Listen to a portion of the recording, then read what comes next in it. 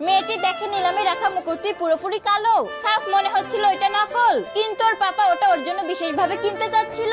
মেয়েটি দ্রুত ওকে থামিয়ে দেয়। তখনই ওর বড় ভাই আচমকা অনেক বড় বলি লাগিয়ে মুকুটটি কিনে নেয়। মুকুট দত্তক নিয়ে মেয়েটির মাথার উপর রাখা হয়। ও মেয়েটির সামনে অহংকার দেখাতে থাকে। এরপর দ্বিতীয় জিনিস নিলামে আসে একটা চুড়ি। মেয়েটির বাবা বলি লাগাতেই যাচ্ছিল, কিন্তু আবারও বড় ভাই বেশি টাকা দিয়ে ওটা কিনে নেয়। উপর থেকে ও মেয়েটির বাবার মজা ওড়ায় যে ওর কাছে টাকা নেই, কিন্তু মেয়েটি সবকিছু বুঝতে পেরে গিয়েছিল যে এসব নকল। ফের নিলামে একটা নোংরা পাথরের বিড়াল দেখা হয়। সবার মনে হয় এটা বেকার, কিন্তু মেয়েটি ওর বাবাকে বলে জলদি এটা কিনে নাও। বাবা বলি লাগাতেই যাচ্ছিল, তখনই দত্তক নিয়ে মেয়েটি দেখানোর জন্য তার বাবাকে ওই পাথরের বিড়ালটি কিনতে বলে।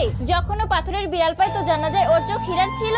চোখ বের করতে ও পাথরের বিড়ালটিকে ময়লার মতো মাটিতে ফেলে দেয়। মেয়েটি দৌড়ে ওটা উঠাতে যায়। বড় ভাই হেসে ওকে ভিখারি বলতে থাকে। ও পাথরের বিড়ালটি ওকে এমনি দিয়ে দেয়। এরপর জাজ করার সময় শুরু হয়। বিশেষজ্ঞ বলে বড় ভাই যা জিনিস কিনেছে সব জিনিসই বেকার আর দামটাও নকল।